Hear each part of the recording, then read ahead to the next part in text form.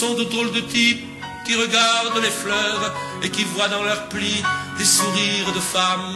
Ce sont de drôles de types qui chantent le malheur sur les pianos du cœur et les violons de l'âme.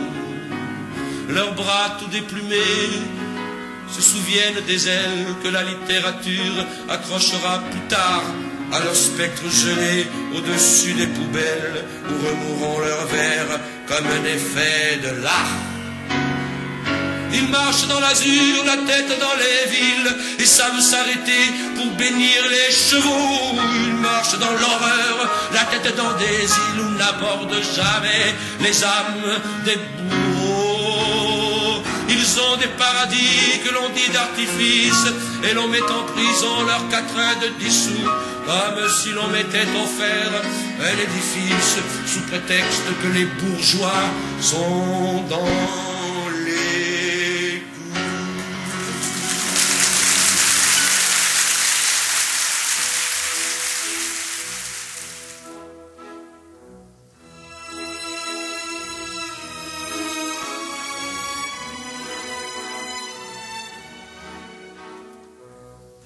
Ο Γιάννης Βαρβέρης γνωρίζει πολύ καλά πως δεν μπορεί να μιλήσει ως ποιητής παρά μόνο για να πει την αλήθεια του.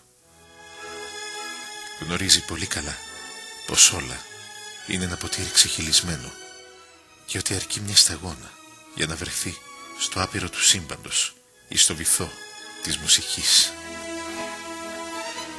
Απόλυτος κύριος της ποιητικής γλώσσας, ταλαντούχος χαράκτης των λέξεων και στοχαστικός παρατηρητής ψυχών και σωμάτων, απέραντα τρυφερός, νοσταλγικός, μιας κατάρας ανύπαρκτης, το τέλειο πρότυπο του ποιητή που μετατρέπει το βίωμα του πόνου σε λέξη.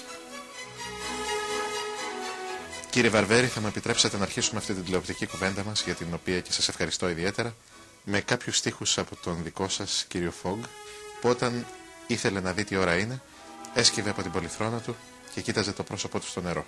Όμορφος, παραμελαγχολικός και 10 δευτερόλεπτα, τρυφερός και αγέροχος και 40 δευτερόλεπτα, λυπημένος και λυπημένος ακριβώς. Γιατί τόση θλίψη στο έργο σας, κύριε Βαρβέρη? Κατά πρώτον, οι ευχαριστίες είναι δικές μου για αυτό το διάλογο. Κατά δεύτερον, ξεκινάτε από μια συλλογή για την οποία τρέφω ιδιαίτερα αισθήματα. Ο κύριος Φόγκ του 1993 προσπάθησε να είναι ένα μικρό έπος, παρακαλώ βάλτε χιλιάδες εισαγωγικά, αναχωρητισμού και αξιοπρέπειας. Δεν βλέπω να είναι πολύ μακριά η θλίψη και η μελαγχολία από τον αναχωρητισμό και την αξιοπρέπεια. Βιώσατε την αγάπη στα παιδικά σας χρόνια? Ήμουν από τα τυχερά εκείνα παιδιά που είχαν μια οικογένεια πολύ θερμή απέναντί τους και εισέπραξα πραγματική στοργή και τρυφερότητα από κάθε κατεύθυνση. Αν όμως ήθελα να θυμηθώ κάτι όχι ιδιαίτερα θετικό από όλη αυτή την παλιά ιστορία, είναι ότι οι άνθρωποι που με περιστοίχιζαν, όπως και αργότερα άλλωστε, ήταν πολύ μεγάλης ηλικίας. Δηλαδή δεν είχα ποτέ την αγάπη ανθρώπων νέων, ούτε τη φιλία μικρών παιδιών. Ποιοι ήταν οι γονείς σας? Οι γονείς μου ήσαν 4, όσο και αν αυτό ακούγεται παράδοξο. Οι 2 ήσαν οι φυσικοί, που μου χάρισαν το ζήν, και οι άλλοι 2 μου χάρισαν το ευζήν. Οι 2 που μου χάρισαν το ευζήν ήταν ο ηθοποιός Δήμος Στερένιος και η σύζυγός του, οι οποίοι με οδήγησαν και τα πρώτα μου βήματα στη λογοτεχνία και στο θέατρο. Από τους 4 αυτούς ανθρώπους δεν ζει παρά μόνον ένας, η μητέρα μου, σε υπερηφάνως μεγάλη ηλικία και τους εκπροσωπεί. Χωρίς όμως να χρειάζονται ιδιαίτερη εκπροσώπηση, διότι στη δική μου τουλάχιστον συνείδηση οι τεχναιότητες μπορεί και να αγαπώνται περισσότερο από τους ζώντες.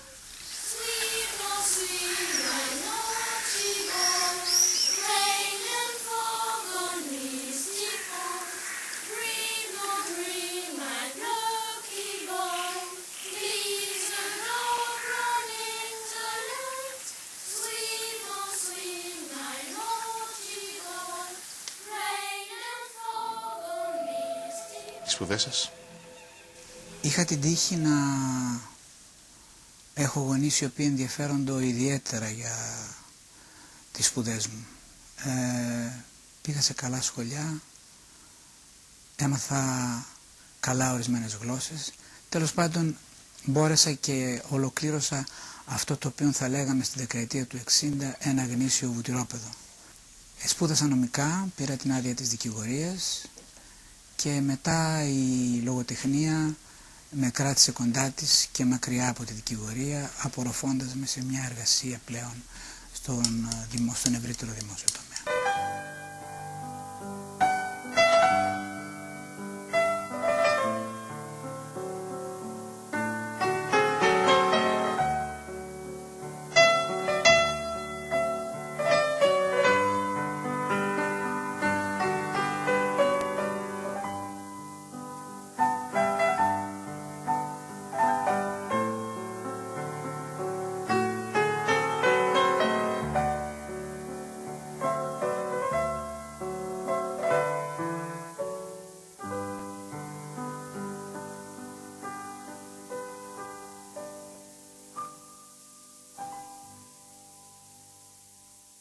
Ποια είναι τα βιβλία και γενικότερα οι επιρροές που σας διαμόρφωσαν αρχικά? Ο Καβάφης είναι κάτι το αυτονόητο για όλους μας. Αγάπησα πολύ τον παραθεωρημένο Τάκη Παπατσόνη. Αγάπησα τους ποιητές του Μεσοπολέμου, από τον Καριωτάκη μέχρι τους Ελάσσονες, αλλά μέχρι και τους πιο Ελάσσονες, υπό την έννοια ότι πιστεύω πως πολλών ανθρώπων τα παιδιά είναι τα λόγια μας, όπως λέει ο Σεφέρης, και μάλιστα και των πλέον Ουτιδανών ακόμα. Αγάπησα με μέτρο τη γενιά του 30 και πολύ την πρώτη μεταπολεμική γενιά. Δεν ξέρω ποιοι ακριβώς είναι αυτοί που με επηρέασαν. Ίσως καμιά φορά τους μπλέκουμε με αυτούς που αγαπούμε. Αγαπώ τον Νίκο Φωκά, αγαπώ την Ελένη Βακαλό, αγαπώ τον Δημήτρη Παπαδίτσα, τον Βυρόνα Λεοντάρη, τον Μάνο Ελευθερίου. Και από ξένη ποίηση δεν μπορώ να ξέρω αν με επηρέασαν οι ποιητές, ξέρω μόνον ότι τους αγάπησα. Στις γυμνές από μεγαλείο εποχές που ζούμε, σήμερα που κατά τον Λουντέμι η ποίηση έγινε εργασία χειρονακτική, δεν ηχεί παράξενο να δηλώνει κάποιος ποιητής? Ηχεί μεν παράξενα, δεν είναι όμως παράξενο. Πραγματικά πολλές φορές που ερωτώμαι, κάπως αποφεύγω την ευθεία απάντηση, λέγοντας ότι γράφω ποίηματα ή ότι γράφω στίχους κτλ. Οι άνθρωποι δεν είναι πια έτοιμοι να αντιμετωπίσουν ένα συνάνθρωπό τους ως ποιητή, παρά το γεγονός ότι οι ίδιοι είναι ποιητικοί άνθρωποι και αναζητούν παντού την ποίηση, αλλά από λάθος δρόμους.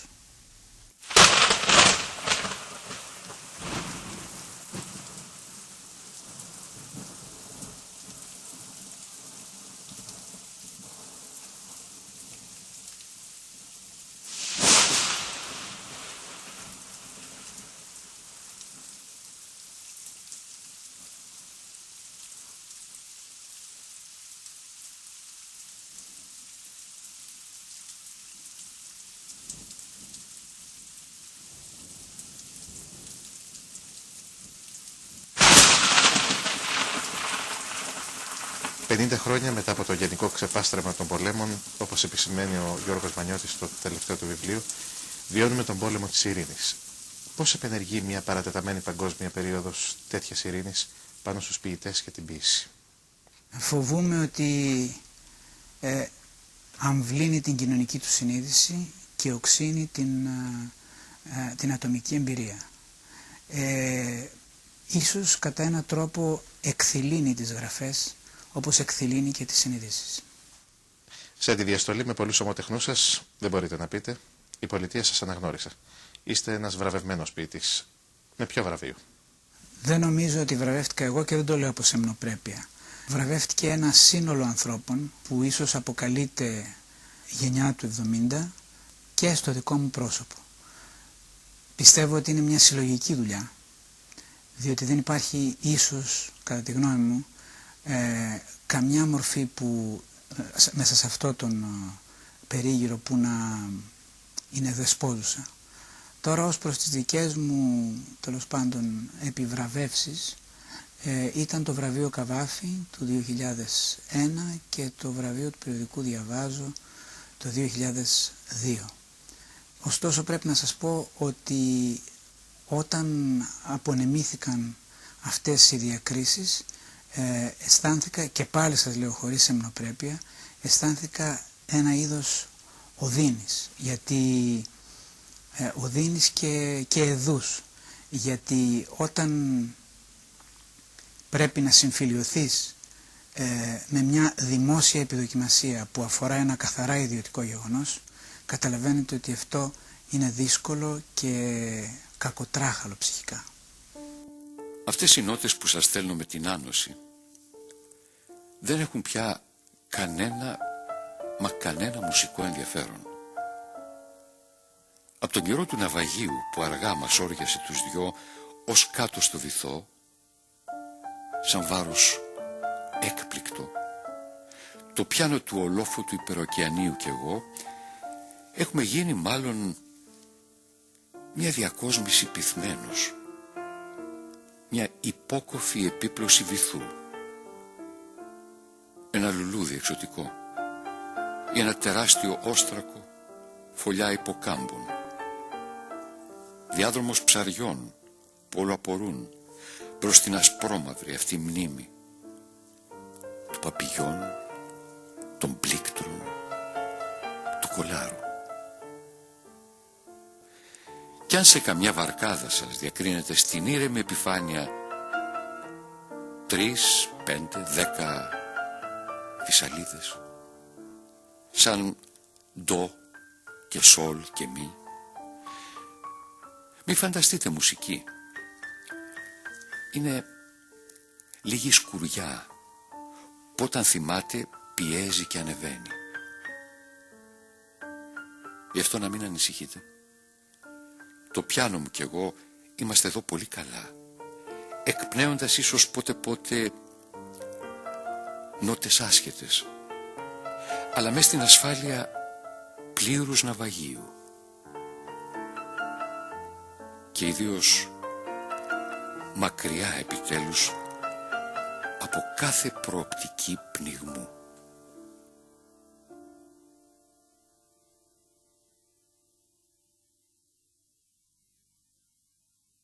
Είναι ποιητής και αυτό θέλει να είναι. Είναι πραγματικά ένας από τους σημαντικότερους ποιητές μας. Είναι ένας άνθρωπος που κατορθώνει και συγκεντρώνει και ενώνει και δημιουργεί σαν συγκοινωνία δοχεία όλες τις αντιφάσεις του. Δηλαδή, ενώ φαίνεται ότι ηρωνεύεται, ότι σαρκάζει το συναίσθημα, στο τέλος καταλήγει στο συναίσθημα. Ενώ σαρκάζει το μελό, βλέπεις ότι πώς το γυρίζει, πώς το ενώνει και ξαφνικά δείχνει σαν να λατρεύει το μελό. Όλα αυτά τα κατορθώνει και τα κάνει σε ένα ενιαίο σύνολο. Είναι ένας πάρα πολύ ωραίος ποιητής, παρακμιακός ποιητής και τον βολεύει η εποχή μας που είναι μια εποχή παρακμής, γιατί μπορεί και σαρκάζει περισσότερο, αυτοσαρκάζεται, ηρωνεύεται, είναι πολλές φορές μακάβριος.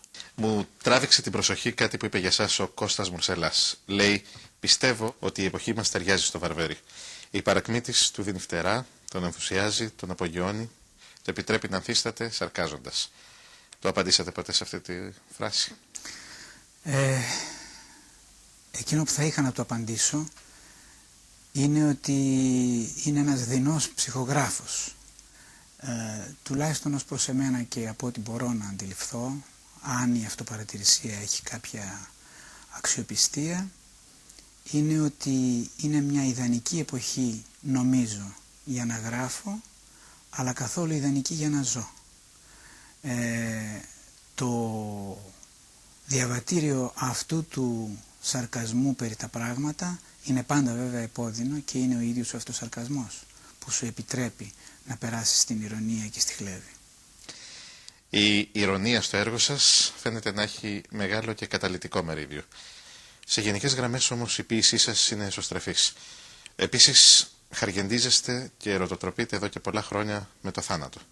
Σας ακολουθούν επίθετα όπως θανατοτροπικός, ακόμα και ο τίτλος ποιητής του θανάτου. Ποια είναι η κοινωνική συνεισφορά ενός ποιητή μέσα από τον πεσημισμό? Θα ήθελα να πιστεύω ότι είναι συνεισφορά αυτοσυνειδησίας για τους αναγνώστες του. Ο θάνατος έχει κυκλοφορήσει μέσα στην εργασία μου ως μια έννοια για εξορκισμό. Γι' αυτό και όσο περνούν τα χρόνια, ο θάνατος υποχωρεί στα γραφτά επειδή πλησιάζει στα πράγματα, στη ζωή δηλαδή. Τώρα ως προς τις ετικέτες του ποιητή του θανάτου κτλ. Είναι επίθετα υπό την έννοια του ότι επιθέτονται ή και επιτίθενται σε έναν άνθρωπο. Η θεματική είναι πάντοτε από τη μεριά της ζωής. Ακόμα και όταν μιλάς για το θάνατο, μιλάς από τη μεριά της ζωής. Απλώς προσπαθείς να δείξεις ότι τα πάντα γίνονται για να παρηγορηθεί αυτό το ύψιστο γεγονός, αυτή η μήτρα της ανυπαρξίας, όπως έλεγε ο Γιώργος Βαφόπουλος, μέσα στην οποία είμαστε καρφωμένοι. Πράγματι παίζει με το θάνατο, με τη λέξη, αλλά παίζει με ένα περίεργο τρόπο. Δεν παίζει γιατί τον φοβάται. Παίζει σαν να είναι ένα κομμάτι ζωής που με αυτό γίνεται περισσότερο αισιόδοξος παρά ένας τρομοκρατισμένος άνθρωπος.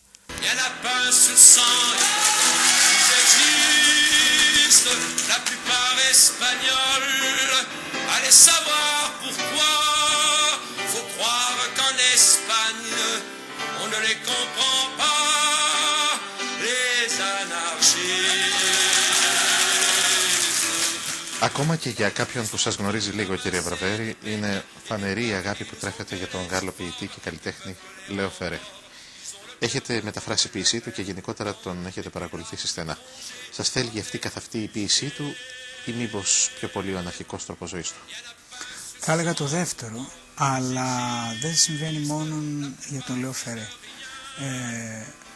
Συμβαίνει για όλο το γαλλικό τραγούδι που με έχει απασχολήσει από μικρής ηλικίας και που ήταν ένα από τα στοιχεία που με επηρέασαν και στη γραφή μου και που ξέχασα προηγουμένως να σας το αναφέρω. Παραδείγματος χάρη ο Σουαλτρένε, ο Ζορς Μπρασένς με τις μπαλάντες του, ο Ζακ Μπρέλ, η Μπαρμπαρά, όλη αυτή η γενιά του 50 που μέσα από τον υπαρξισμό κατόρθωσε να δημιουργήσει ένα σύμπαν ποίησης και μουσικής, είναι ιδιαίτερα κοντά μου, ή μάλλον για να ακριβολογώ είναι ιδιαίτερα κοντά της. Ο Γιάνν Σιμπέλιους έγραψε το 1937 ότι ποτέ δεν στήθηκε άγαλμα σε κριτικό της τέχνης. Εσείς ωστόσο αποσπάσατε κρατικό βραβείο για τις κριτικές σας. Κάποιοι βέβαια που καταποντίστηκαν μέσα από αυτές δεν πιστεύω να χαρήκανετε τόσο. Έτσι δεν είναι? Είναι και δική μου η ένσταση αυτή απέναντι στο γεγονός της κριτικής. Η κριτική έχει ένα βαθμό έξω από αυθαιρεσίας και εξουσιαστικότητας. Γι' αυτό θα ήθελα να σας εξομολογηθώ ότι όσο έγραφα κριτική θεάτρου σε λογοτεχνικά περιοδικά και όχι σε εφημερίδα όπως τώρα, ήμουν περισσότερο ευτυχής και πάντα είμαι περισσότερο ευτυχής όταν η θεατρική κριτική δημοσιεύεται αντίθετα προς τα ιωθώτα μετά το τέλος μιας παράστασης. Θέλω την κριτική όχι σαν μια εξουσιαστική επιβολή κάποιων απόψεων, αλλά σαν έναν πνευματικό διάλογο γόνιμο και ή δυνατόν όταν θα πέσει η αυλαία. Από την άλλη πλευρά, αυτή η ο εξουσιαστικός χαρακτήρας της κριτικής έρεται όταν σκεφτεί κανείς πως εξουσιαστικό είναι το ίδιο το καλλιτεχνικό ερέθισμα όταν δεν υπάρξει κανενός είδους έλεγχος. Γι' αυτό θα ήθελα να μου πείτε τι συναισθήματα σας κυριεύουν όταν αναγκάζεστε να γράψετε μια καθόλου ειλικρινή αλλά αρνητική κριτική για ένα έργο που ενδεχομένως για να ανέβει πήρε κόπο και μεράκι από μέρος των κρινωμένων. Αυτός ο κόπος και το μεράκι, τι να σας πω, πολλές φορές έρχονται ως επιχείρημα. Είναι πραγματικά συγκινητικό όλο αυτό το πράγμα, αλλά εν διάθεση περιπτώσει και εγώ ή φαντάζομαι και εσείς, αν κάναμε πάρα πολλές πρόβες για να χορέψουμε τη λίμνη των Κύκνων, το περισσότερο που θα μπορούσε να γίνει θα ήταν να παγώσει η λίμνη. Τώρα από εκεί και πέρα ήθελα λίγο διαμακρό να σας απαντήσω με ένα αρχαίο ανέκδοτο, γιατί όλοι οι ηθοποιοί και οι καλοί και οι κακοί, όλοι οι άνθρωποι του θεάτρου είναι θετικοί σε αυτή την ιστορία. Είτε επιτυγχάνουν είτε αποτυγχάνουν. Κάποτε ο Διογέννης ο Κοινικός ο φιλόσοφος, βρέθηκε στην εκκλησία του Δήμου, όπου και άλλοι μαζεμένοι. Εκεί με μια κιθάρα τραγουδούσε και έπαιζε ένας τεραστίων διαστάσεων άνθρωπος, αλλά έπαιζε δυσίχως και δυσαρμονικός, όπως παραδείγματος χάρη είναι οι κακοί καλλιτέχνες, του παραδειγματός σας, της ερωτήσεώς σας. Μόλις τελείωσε ένα άδει και ένα κιθαροδί, οι πάντες έμειναν σιωπηλοί, εκτός από το Διογέννη, ο οποίος άρχισε να χειροκροτεί. Οπότε και οι παριστάμενοι τον ρώτησαν, μα γιατί χειροκροτείς εφόσον αυτός τόσο δύσιχα και δυσαρμονικά τραγουδάει και κιθαροδεί? Και ο Διογέννης απήντησε, αλλά αυτός, λέει, παρότι είναι τέτοιων διαστάσεων και τέτοιας μυϊκής δυνάμεως, δεν φωνεύει, δεν κλέπτει, αλλά κιθαροδεί.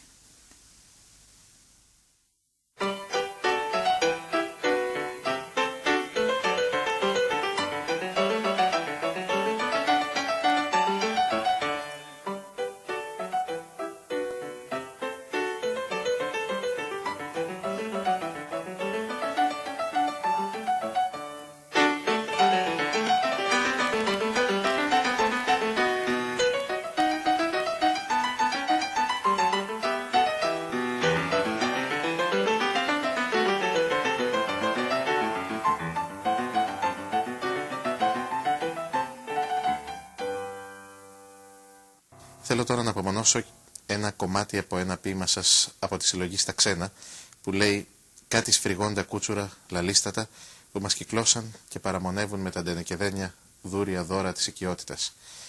Η νεολαία όμως, κύριε Βαρβέρη, σας αγαπάει.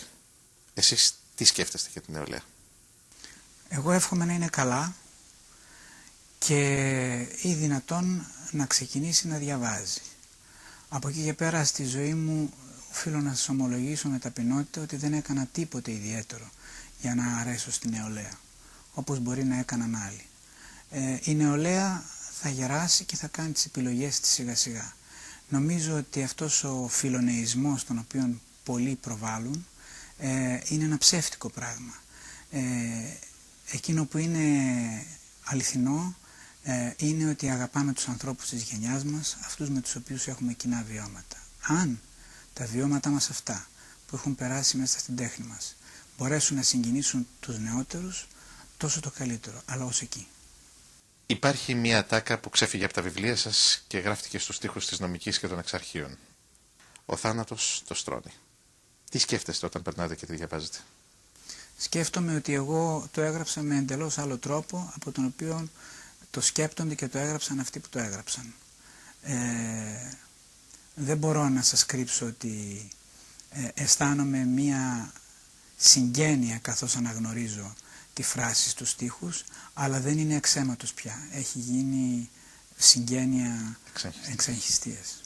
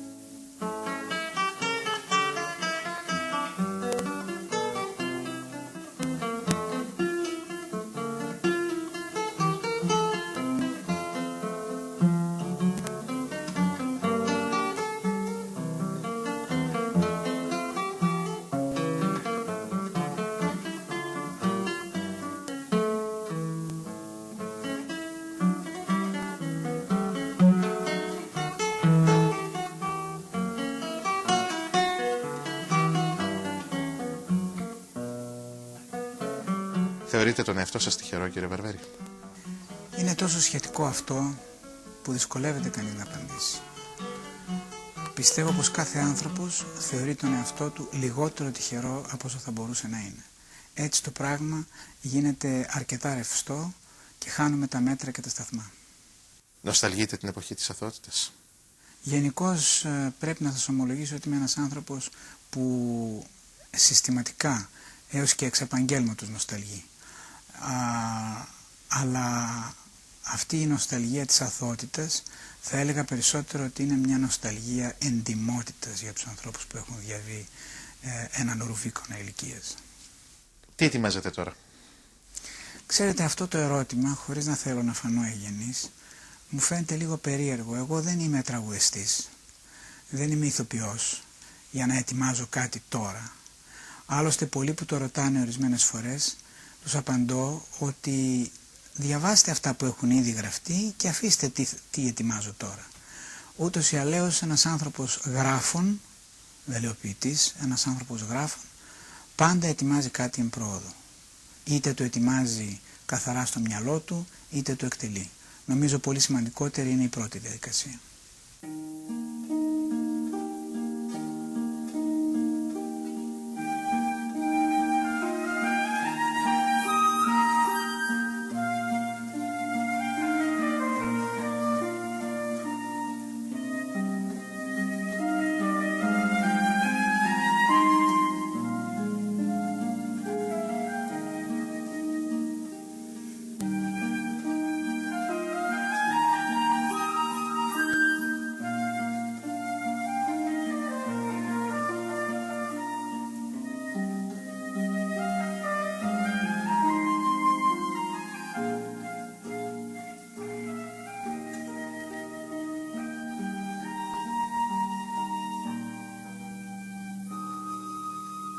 Ποιοι είναι οι φίλοι σας?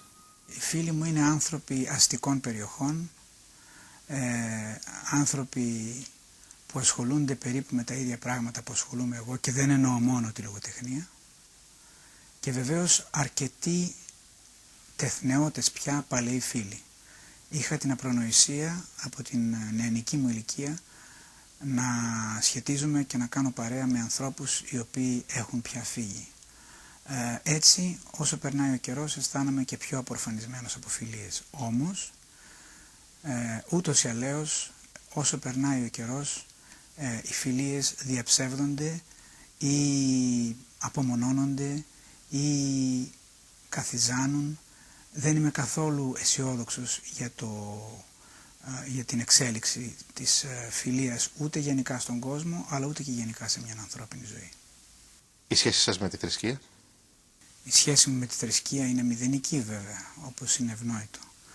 Όχι όμως και η σχέση μου με το θείο, δηλαδή το θείο όπως το αντιλαμβάνεται ο Αισχύλος, ίσως και ο Σοφοκλής.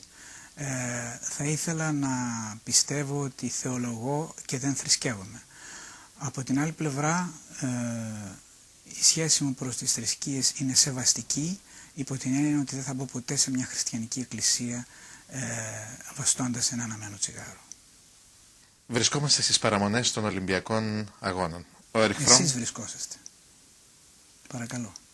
Ο Έριχ Φρόμ, σε μια αποστροφή του, τους χαρακτηρίζει συμβολική έκφραση της δυτικής ειδωλολατρίας. Λατρεύουν, λέει, τον ειδωλολάτρη ήρωα, τον νικητή, τον πιο δυνατό, ενώ παραβλέπουν το ανακάτεμα της επιχείρησης και της δημοσιότητας που χαρακτηρίζει τη σύγχρονη υπομίμηση των Ολυμπιακών. Ποια είναι η δική σας άποψη? Δεν μπορώ εγώ να βάλω άποψη μπροστά σε αυτή την τέλεια έκφραση απόψεων που έχει ο Έριχ Φρόμ, παρά τουλάχιστον σε ό,τι έχει σχέση με το ελληνικό τοπίο.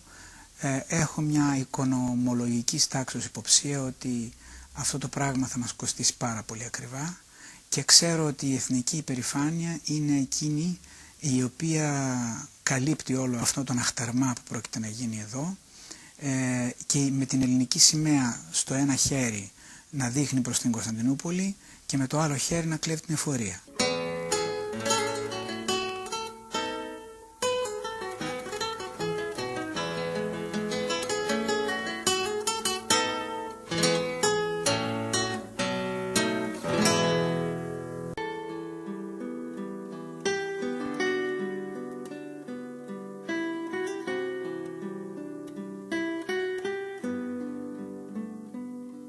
Ο μόνος που επέζησε ήταν ο ποιητής μας.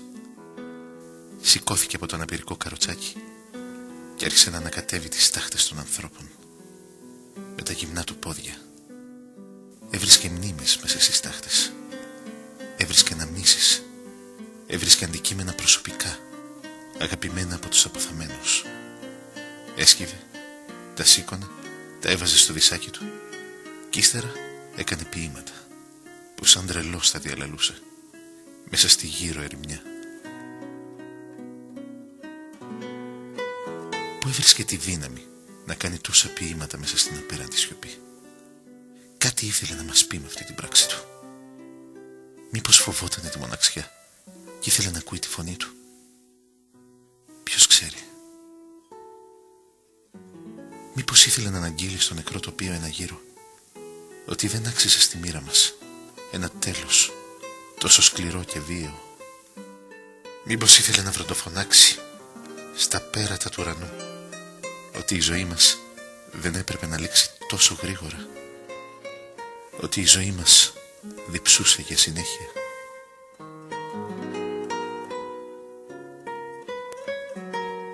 Κύριε Βαρβέρη, πώς θα θέλατε να σας θυμούνται οι άνθρωποι στο πέρασμά σας από αυτόν τον κόσμο? Πιστεύω ότι η φιλοδοξία 5 στίχων 10, 2 ποιημάτων 3 μέσα σε μια ανθολογία είναι αρκετή. Τα υπόλοιπα είναι υπερβολή.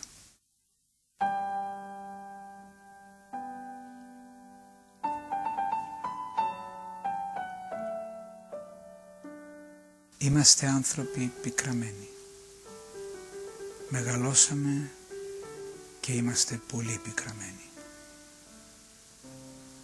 Δεν μας παρηγορεί η υγεία. Μια πλήξη πια. Υγιείς εμείς, μόνο να την ευχόμαστε στους συνανθρώπους. Δεν μας παρηγορούν τα χρήματα. Έχουμε τόσα που μπορούμε και να τα αγοράσουμε.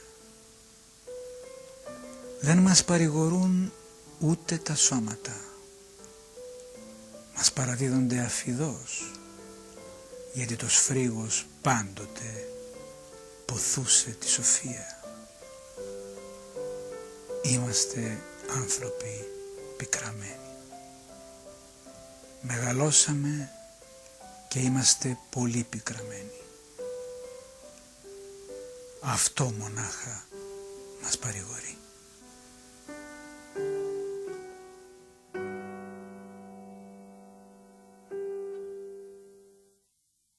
Yesterday the moon was blue and every crazy day brought something new to do.